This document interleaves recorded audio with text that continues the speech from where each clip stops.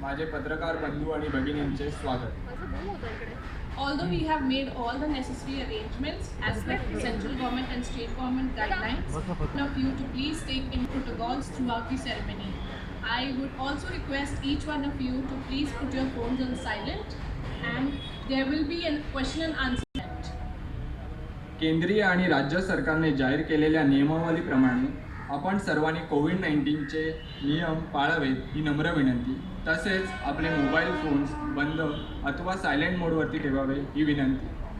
सहकार्याने परेल, दादर, बायकडा या ठिकाणी EV चार्जिंग स्टेशन उभारले आहे.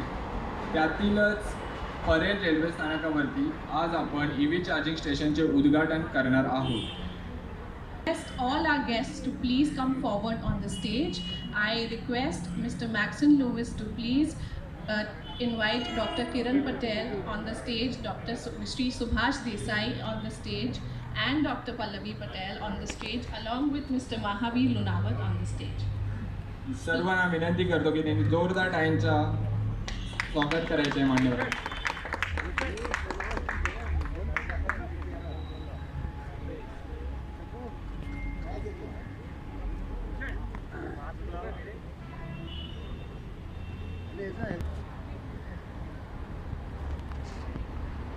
सर्वांनी जोरदार टाळ्यांच्या गजरात माननीय श्री सुभाष देसाई यांचे स्वागत करायचे आहे.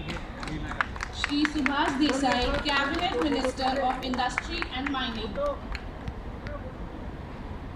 Please put your hands together for Shri Subhash Desai ji. Please felicitate Dr. Kiran Patel, renowned Indian American philanthropist, cardiologist and entrepreneur. Please put your hands together for Dr. Kiran Patel. सर्वांनी जोरदार टाळ्यांच्या गजरात माननीय Shri doctor किरणजी पटेल यांचे स्वागत करायचे आहे.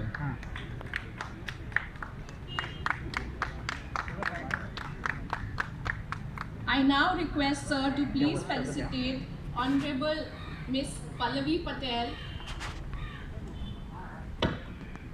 Dr. Pallavi Patel, board certified pediatrician, a philanthropist, and also has contributed for the role of women empowerment.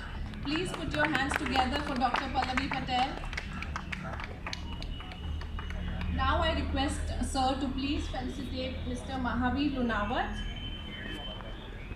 founder of the leading investment banking organization. सर्वांनी जोरदार टाळ्यांच्या गजरात माननीय श्री महावीर लुनावत यांचे स्वागत करायचे आहे.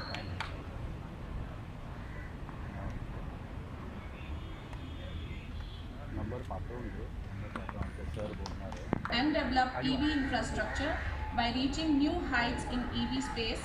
Sir, I request you to please come forward and speak a few words in honor of our guests.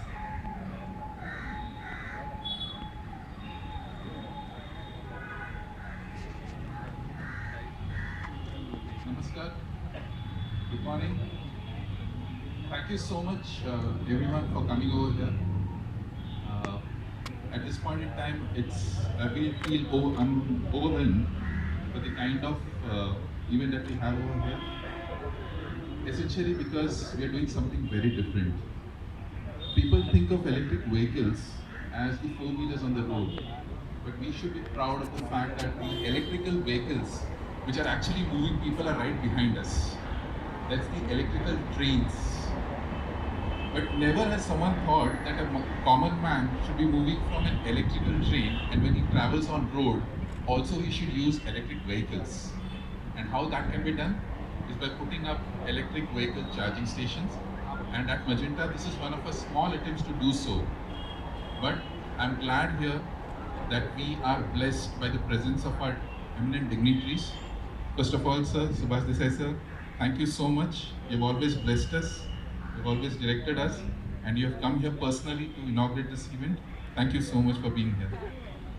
Dr. Kiran Patel, I can only call you our guardian, someone who has given us the vision to start to see how we can make sure that electric vehicle is just not a dream, it's actually here present and omnipresent.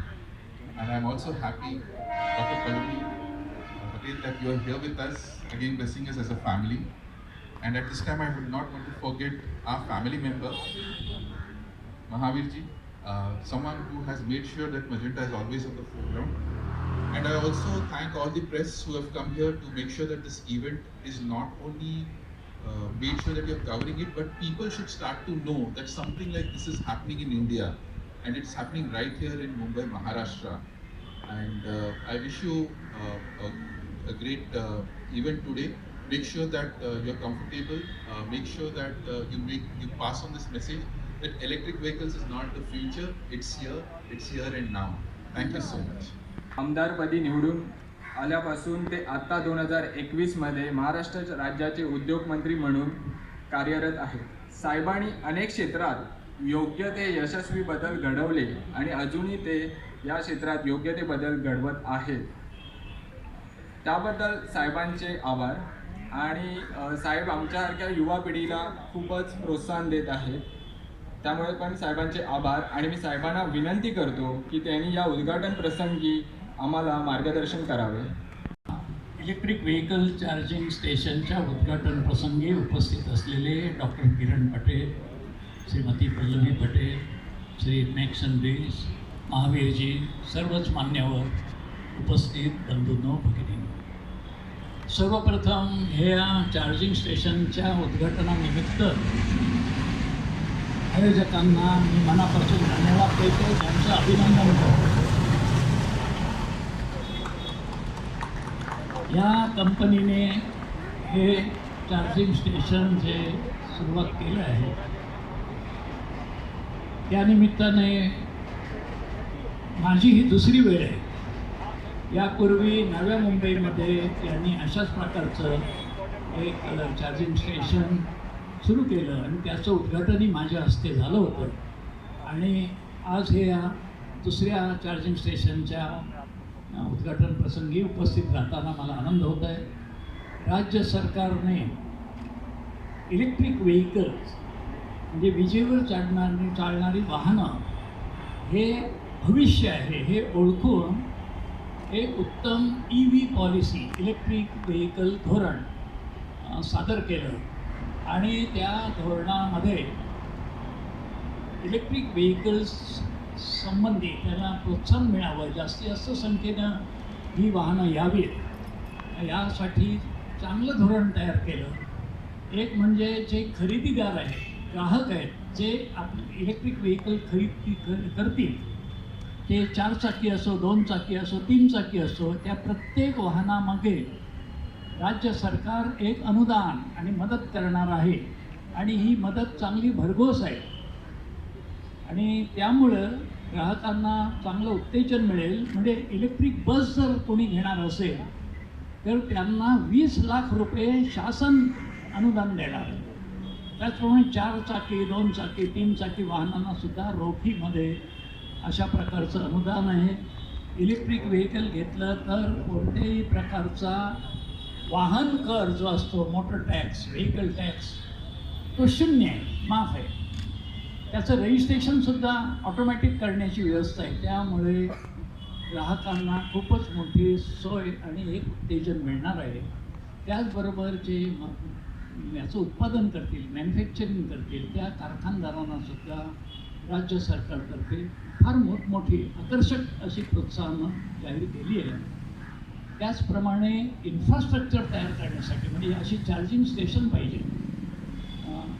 Diesel पेट्रोलच्या गाडीमध्ये diesel petrol घालायला आपल्याला जागेवर petrol pump दिसतात. उद्या electric vehicle घेतल्यानंतर त्याची battery उतरल्यावरती charge कुठे करायची हा प्रश्न ग्राहकासमोर, वाहकासमोर येतो, चालकासमोर. त्यामुळे त्यांच्यासाठी असे हे ठिकठिकाणी चार्जिंग स्टेशन उभारायला राज्य सरकारने प्रोत्साहन दिलेलं आहे. त्याच मालिकेतलं हे चार्जिंग स्टेशन आज सुरू होत आहे. हे धोरण सर्वंकष असं की ज्याच्यामुळे प्रदूषण कमी होईल. आपल्याला डिझेल पेट्रोलवर फार अवलंबून राहावं लागतं, त्याचे आयात करावी लागते, प्रचंड मोठं विदेशी चलन खर्च करावं लागतं. त्या सगळ्यातून सुटका करण्यासाठी राज्य सरकारचं हे धोरण म्हणजे महाराष्ट्राचं देशातलं 1 नंबरचं धोरण आहे. आणि ते तयार करण्यामागे आम्ही 3 खात्यांना एकत्र आणलं, उद्योग खातं, पर्यावरण विभाग आणि परिवहन विभाग. परत हे शक्य झालेलं आहे. आणि त्याबद्दल मी आदित्य ठाकरे यांना धन्यवाद देतो.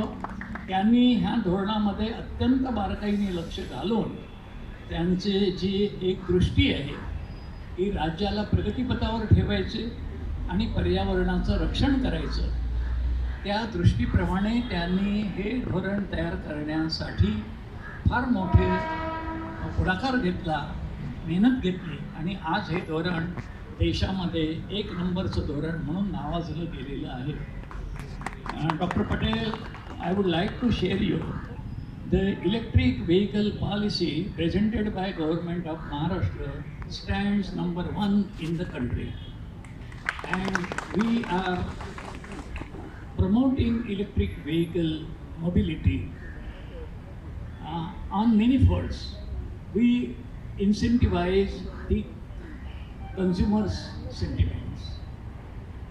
If a consumer replaces his vehicle with electric vehicle, he gets cash incentives to the tune of maximum 20 lakh rupees per bus.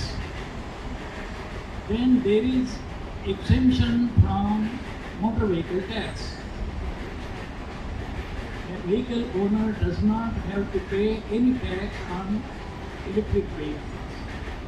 And there are incentives to the manufacturers of electric vehicles, as well as there are many incentives and promotion schemes for the infrastructure.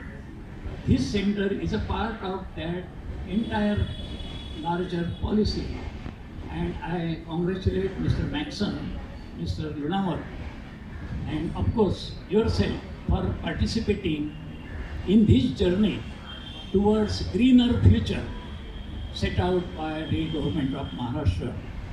You are most welcome to the state, and we will be having complete handholding at every stage.